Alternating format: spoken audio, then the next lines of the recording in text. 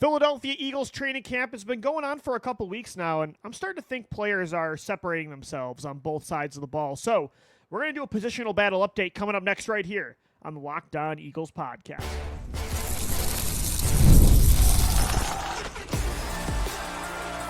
You are Locked On Eagles, your daily Philadelphia Eagles podcast, part of the Locked On Podcast Network, your team every day. We thank you so much for making Locked On Eagles your first listen each and every day. Welcome in, Eagles fans, to this Monday edition of the show. I'm your host, Louis DiBiase. Today's episode is brought to you by Gametime. Download the Gametime app, create an account, use our code LOCKEDONNFL in all capital letters for $20 off your first purchase. The Eagles have a game to play this week. The preseason kicks off this Thursday night. Training camp's been going on for a couple weeks, and I think players are starting to separate themselves on both sides of the ball. I think on defense, where all the starting battles are, we're starting to get an idea for who the favorites are, even though all the battles are close. On offense, outside of right guard, which I think is all but set now as well, there really aren't any starting battles on offense, but there are a lot of battles for depth spots, for spots on the 53-man roster. And after a couple weeks, again, I think we have a good idea for who's really got some catching up to do in the preseason and who's got the leg up right now for a spot on this roster, for a role in this offense or defense, for a starting job. So what I thought we would do on the show today, give some updates on the positional battles, who's leading the way, and if we should expect anything to change now that the preseason is coming. And as I said last week on the podcast, some players are just better in game action, right? And I think that can really help sway the coaching staff and the front office opinions. Nothing beats, training camp obviously is super important, 11-on-11s. You can get a lot from one-on-ones and the film room, of course. And then, of course, you have joint practices, which have a lot of, game-simulated practice reps going on. But nothing really beats the action of the preseason to fully evaluate what a player can and cannot do, right? Because that's real live game action. There's a lot of great practice players. Jalen Reagor, how many freaking, highlights did we get of that guy catching one-handed passes in 2021?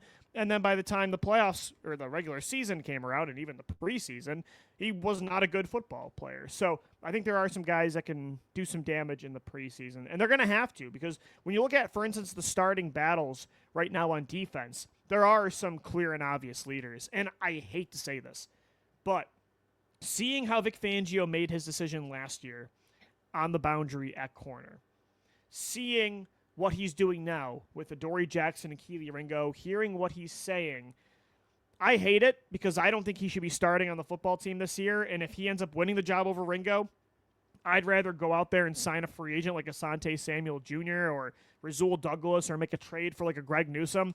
But I do think as of right now, Adoree Jackson is leading this boundary corner battle over Kelee Ringo. And why do I say that?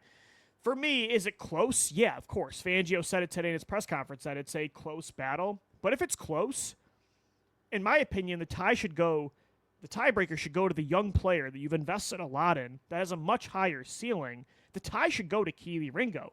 If the tie is going to Adoree Jackson, which it feels like it is right now, 5 days of practice, he has started with the first team defense. 3 days, Kelee Ringo has started with the first team defense. If Fangio's going to take that route again, like he did last year when he consistently gave Isaiah Rodgers more first-team reps than Ringo. Some people are telling me not to read too into it, but this is what he did with Rodgers and Ringo's battle last year, and Rodgers ended up playing way more than Kelee Ringo last year. Rodgers beat him out. If this is the case, and Ringo can't beat out Adoree Jackson, that to me says more about Kelee Ringo than it does Adoree Jackson. So if that is the case and Fangio still just does not trust Kelee Ringo, and the tiebreaker is going to go to the veteran, that if I'm Howie Roseman, I don't know. I don't think Adoree Jackson can hold up productively from a production standpoint for 17 games and a playoff run. I don't think he's a good enough player to do that.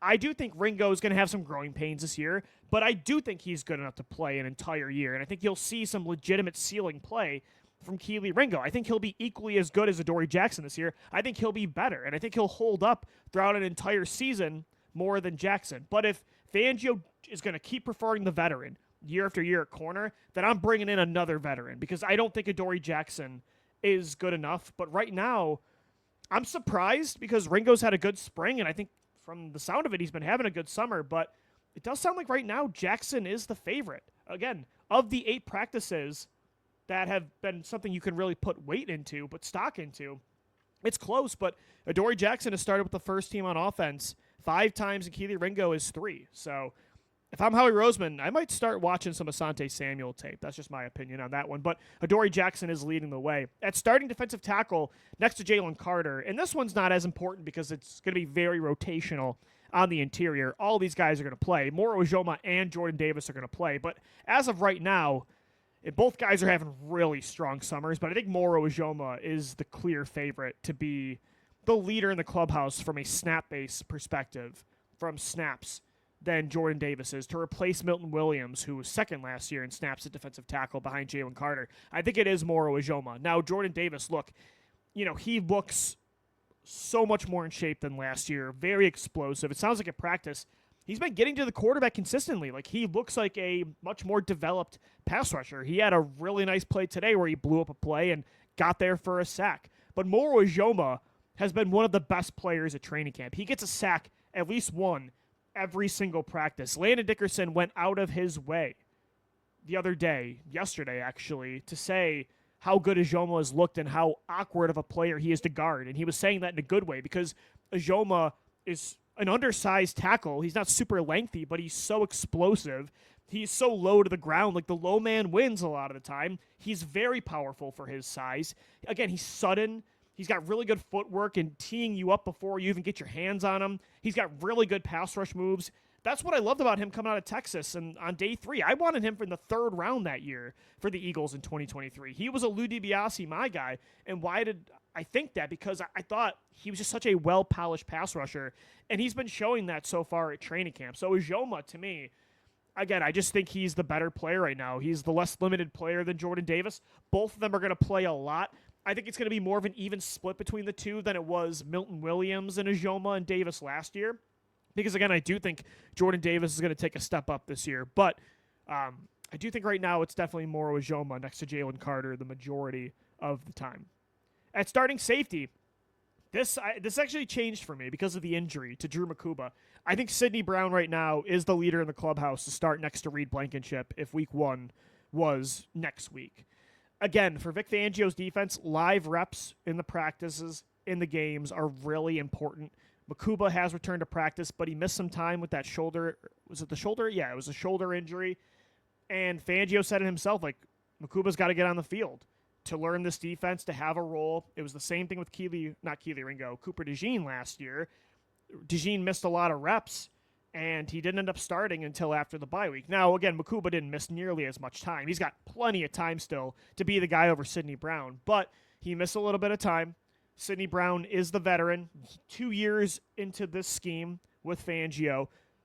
Fangio went out of his way the other day in his press conference to say that Sidney Brown has been coming along. He's really progressing well in this defense. He didn't really get an opportunity to do that last year. He kind of pointed at Brown being buried on the depth chart last year was more of a result of his injury. It wasn't really about him liking Tristan McCullum over Sidney Brown. So, and the thing I like the most about what Sidney Brown has done this summer is, have you heard anything about like any pop plays? No. But I think we know Sidney Brown's ability, his range, speed, ball skills, hit power. We know he's capable of highlight plays. What I like hearing is nothing, because there aren't any clear and obvious mistakes. He's not getting destroyed in coverage. He's not missing tackles. He's not running past assignments and is just playing undisciplined football.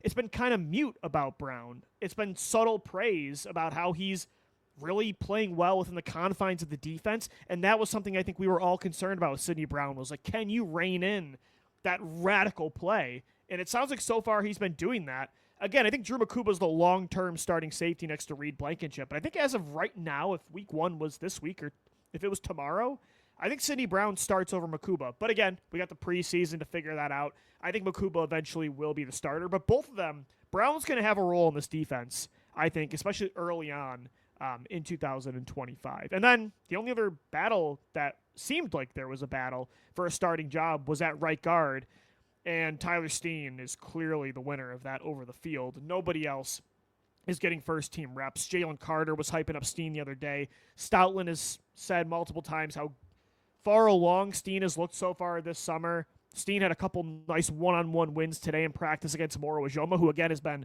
one of, if not the best players at Eagles training camp. So I think Tyler Steen right now, this is his opportunity to prove that he's the long-term starting right guard, or if not, he'll cash in somewhere else because this Eagles offensive line gets guys paid, whether it's in Philadelphia or another city. So there you go. Those are your updates on the starting battles on both offense and defense. We got a lot of time, though, for things to change. The preseason starting up this Thursday. Coming up next right here on the Locked On Eagles podcast, a look at the battles for roles on the depth chart behind the starting lineup. Who's maybe becoming a lock to make the 53? Who could see some playing time this year that we're not thinking about? We'll get into that and more coming up next right here on the Locked On Eagles podcast.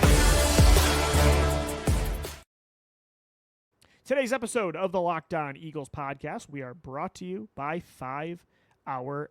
It's time to fuel up and turn up with 5 Hour Energy Transfusion. It brings that bold grape, ginger, and lime flavor of your favorite golf drink minus the alcohol into a quick, energizing shot. Whether you're sinking birdies, for me, it's more about making memories with the friends on the course. I'm more of a double bogey golfer. This one's a hole-in-one regardless for your energy game. Let's be honest, some days on the course or off it, you just need that extra boost to stay sharp and energized. I remember I was working a overnight shift at the radio station for a couple of years, 10 p.m. to 5 a.m. It was grueling. 5 Hour Energy was my lifeline, and it's my lifeline on the golf course. I mean, again, 18 holes can be an absolute grind. 5 Hour Energy comes in, again, with your favorite flavor on the course. Grape, ginger, lime, giving you the best parts your clubhouse go-to without chasing down the beverage cart. If you go to 5hourenergy.com today, that's the number 5hourenergy.com, you can use our promo code LOCKEDONGolf to receive 20% off your order. This offer is only valid until September 30th on one order and cannot be used with other promotions. The code is not good on subscription orders. Thanks so much for making Locked On Eagles your first listen each and every day, giving you updates on the battles taking place down at the NovaCare Complex in South Philadelphia. Again, I think the leaders in the clubhouse for starting jobs that are open, I hate it, but Adoree Jackson over Kelee Ringo at corner. I think it's Sidney Brown over Andrew Mukuba right now at safety. Ojulari over Jordan Davis at defensive tackle. I think you can call it Tyler Steen. Although I'm not giving up on Drew Kendall long term, I think as of right now, Tyler Steen is your starting right guard. But Drew Kendall's been having a really good camp, and we'll talk about him in a little bit because we're going to talk about depth battles now. Again, not a lot of starting jobs available on the offensive side of the football, but there's a lot of guys fighting for a spot on the 53-man roster, and same with the defense. On offense, the biggest depth battle that I've been watching, because I'm very nervous about the depth behind your top 3 receivers, is that battle for the 4th, 5th, and if there is a number 6 spot at wideout. Because, of course, you know A.J. Brown, Devontae Smith, and Jahan Dotson, they're your top 3. But after that, it's like, I think Johnny Wilson's still the favorite to be the 4th guy by default. He's a really good blocker. I think the Eagles really like that about Johnny Wilson. I think they like his size, and they hope maybe he can develop as a receiver from a hands perspective. But for me, he's been having a bad camp. If there's one injury or multiple receiver or tight end, I don't really trust Johnny Wilson right now to play meaningful reps. Danny Gray was waived. Terrace Marshall Jr. is injured. It's looking bleak right now at receiver. But I will say there's been some underrated, undrafted players that were on the bubble that look like the best receivers in camp. Darius Cooper and Elijah Cooks. Remember these guys' names once the preseason rolls around. Darius Cooper and Elijah Cooks. These are like your new Paul Turners and who is it, Rasheed Bailey, right? These are going to be your receivers, even a Greg Ward, that I think ball out in the preseason, but Howie Roseman cuts him anyway. Will they probably earn a spot in the 53-man roster from a play perspective? Yeah, absolutely. I don't think they'll make the team, but right now, they've been better than Johnny Wilson. They've been better than Ainias Smith. They were better than Danny Gray. It's why Danny Gray got waived. Cooks is an interesting player. He's 6'4", making a lot of tough grabs. I think he could be real competition for Johnny Wilson. Darius Cooper, it sounds like he's making, really impressive sideline catches every single game. Or every single practice. So those two I think are leaders in the clubhouse, but that's a referendum on the Eagles' receiver depth. That's a reflection of the problem, in my opinion. You got to give Cooper and Cooks credit, but I don't want to keep both those guys on this 53-man roster. For me, if those are your fourth and fifth guys from a play perspective, that's just not good enough. Like, I think Avery Williams is going to make this team as a returner. I think he's going to have one of those 4 locked spots at wideout because of special teams, but maybe Cooper or Cooks gets it. I still think Johnny Wilson grabs a spot, and I would like to bring in a free agent, a Tyler Boyd, even a Treylon Burks, not just for the comedic relief of that, but I think they got to bring in somebody else from outside the organization, because right now, I think Coopers and Cooks, they're winning jobs. And then, I should have led with this one, but how about Josh Uche as the third edge rusher? He's been not only better than Azeez Ojulari all summer, but today he got first-team reps over Jalyx Hunt. Uche, every game, every practice, I should say, Uche has been looking like the second-round pick out of 2020's draft that had double-digit sacks in 2022 for the Patriots. You're seeing the speed to power, pass rush moves. You're seeing the obvious physical talents that made him an early day 2 selection. You're seeing why he was a guy that was capable of 10-plus sacks in a season. He had a one-handed pancake play on Kendall Lamb yesterday that led to a sack. He had another sack today. He's been better than Ojulari. He's been, I think, just as good as Jalyx Hunt. Fangio gave him a shout-out yesterday in his press conference, and we know how, not praiseworthy Fangio is. He likes to critique, but not always praise, and I think that's just part of his coaching style. And he said that Uche's had a really good camp, and that's huge because, again, he's not going to be asked to be an every-down player. I know he got first-team reps today ahead of Jalyx Hunt, but if he can be that third, fourth guy in the rotation that's a fastball and gets you 6 to 9 to 10 sacks this year, I think that's huge because you got to replace both Josh Sweat and Brandon Graham and Milton Williams. There's a lot of sacks leaving the defensive line this year. And Uche could be the steal of the offseason for Howie Roseman. I don't think he's going to be a Zach Baun that's a first-team All-Pro, but I think this is a move where you look back and you say, wow, they had him on a 1-year deal for almost no guaranteed money, and he cashed in the next offseason. Again, it was a low-risk, high-reward signing, and it's early on. I want to see him in the preseason. But right now, if they use him correctly as just a pass rusher, the Uche signing looks good. I'm excited about it. And I think Ojulari is still going to be a productive player in the regular season. I'm not concerned about him. I think the proof is in the pudding with him. He's shown that if he's healthy, he's getting you 6 to 8 sacks in a year. Uche was more of the high-variance guy, like what are you going to get, the healthy scratch of last year or the 10-sack guy of 2022? So I'm excited that he's the one that's having a better camp right now. So shout out to Uche. He's been beating out Ojulari and dipping into Jalyx Hunt's touches. So that's exciting to know for sure because, again, I was a little bit nervous about the Eagles' edge depth heading into the training camp process. Offensive line, I really am excited about some of these day 3 guys. Drew Kendall, not only has he been the primary backup center to Cam Jurgens, but I think he's going to end up being like the primary backup at both guard spots, whether it's left guard or right guard. I've been saying it over and over again in the show. I think he's going to be a starter eventually. I really do. Not to start the season. It's going to be Tyler Steen at right guard, but I really think eventually he could be your starting right guard, and he's going to be your primary center right now. He's your Swiss Army knife on the interior of the offensive line. He's just such a Jeff Stoutland offensive lineman, and I can't wait to watch him get downfield in the run game in the preseason. And Myles Hinton, I was more excited about Cameron Williams and even Holland Pierce to a degree over Hinton, but I'm starting to see why Hinton was the pick ahead of those guys for the Eagles. He was the first pick of all those offensive linemen behind Drew Kendall, but of all the tackle players, he was ahead of them. And Myles Hinton, it sounds like he's been really good in one-on-ones. And again, these guys just have a mature way about them. All the day 3 guys have looked really good. I think they're going to have a couple steals from that class. And again, you had 8 picks on that day. So I think, again, just law of averages, a couple of them are going to be solid players. Drew Kendall and Myles Hinton.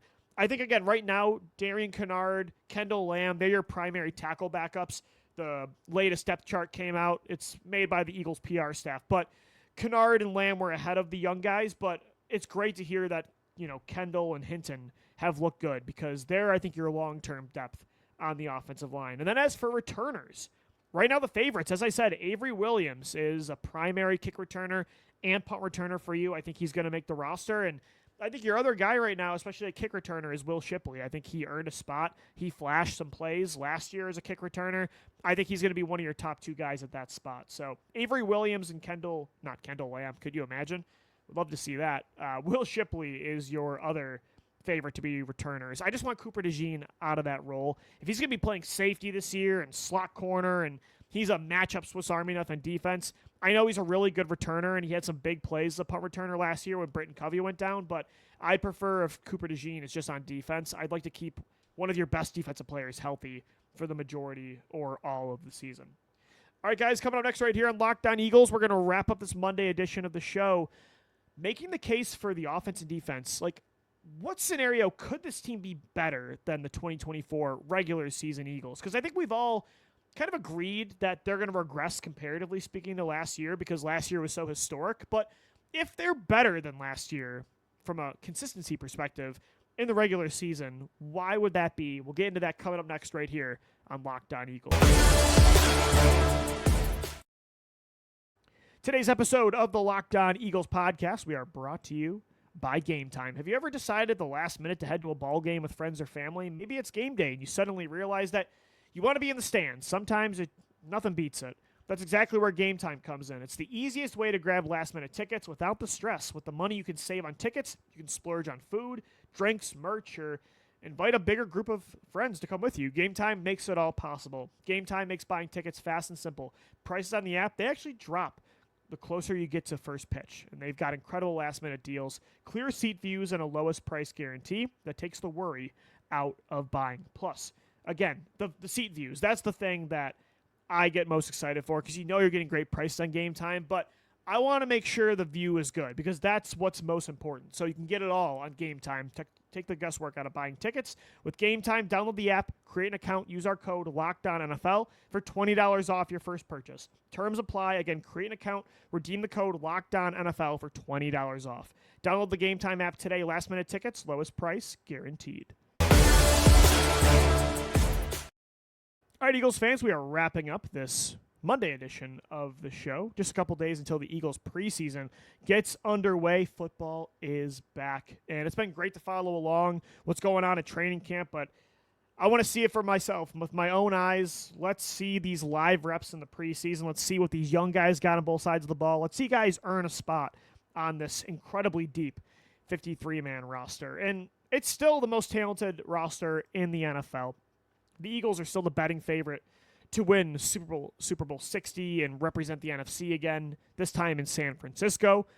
But I think the consensus has been that this team's going to be worse than the 2024 Eagles. And I don't think that's a bad take. I think that's kind of obvious. Like, I think the consensus all agrees because the 2024 Eagles, I think personally, they were a top 5 team in the history of the NFL. They were one of the most perfectly crafted rosters with just no flaws at any spot that I've ever seen, again, in the history of the NFL. So comparatively speaking, we all assume, even though they're going to be great still, the 2025 Eagles will be worse, a little bit worse. They're going to regress compared to who the 2024 Eagles were. It's going to be more of a struggle. That doesn't mean they still can't win the Super Bowl, but it's not going to be as dominant as it was last year.